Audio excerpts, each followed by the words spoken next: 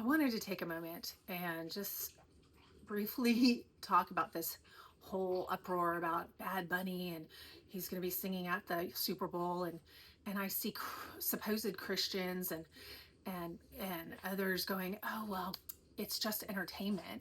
I mean, Jay-Z and Beyonce, they've been that, and they're perverse, and but they're just entertaining. And why are you so up in an uproar? It's cultural. He's Puerto Rican and he sings in Spanish, and he's progressive because he dresses like a woman, and he sings about having anal sex and smoking a joint while he's doing it. I mean, isn't that terrific? Isn't that progressive? I know.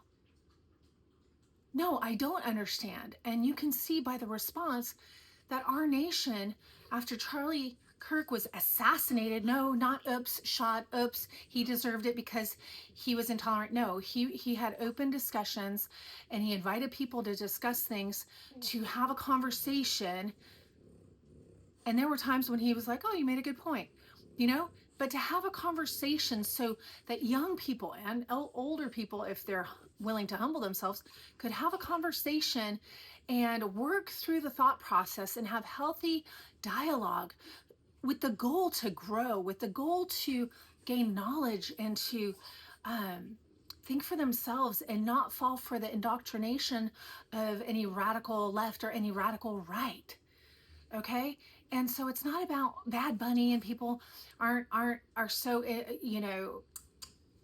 judgmental. It's just an entertainer. No, it's so much more than that.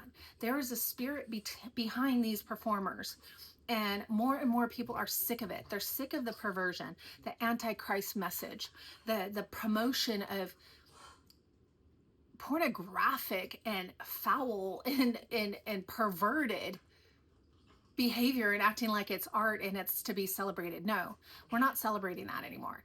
And hopefully, I think more and more that called themselves Christians, but more on the baseline, and didn't want to rock the boat, and didn't want to offend anybody, because we're just supposed to love and be quiet. You know what? 11 out of the 12 apostles were martyred. They were killed. And the 12th, John, they call him John the Revelator, they tried to kill him many times. Okay, and he didn't die. So he was put on an island until he died.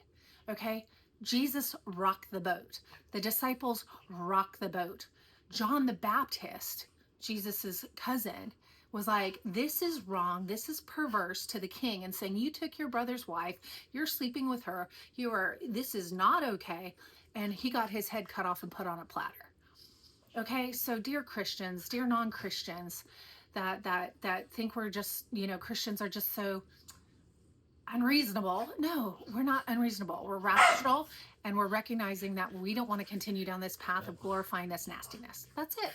So you have your opinion, we have ours. We don't want kids seeing that. We don't want our eyes seeing that, adults seeing that. You know what? You want to be perverted? Go to your bedroom and keep it between yourself and whoever you're doing it with. Okay? The Lord says, choose to say who you will serve. Clearly, they're choosing a path of not God, not goodness, not righteousness. You don't need Jesus or the Bible to know that that stuff is raunchy and not okay. But if you think it's all good, then there's no conversation to be had. We just bless you and pray for you. But I pray to God that that show gets canceled, and we get somebody who's actually entertaining in entertainment, not in sexual perversion. So there you go. Have a good day.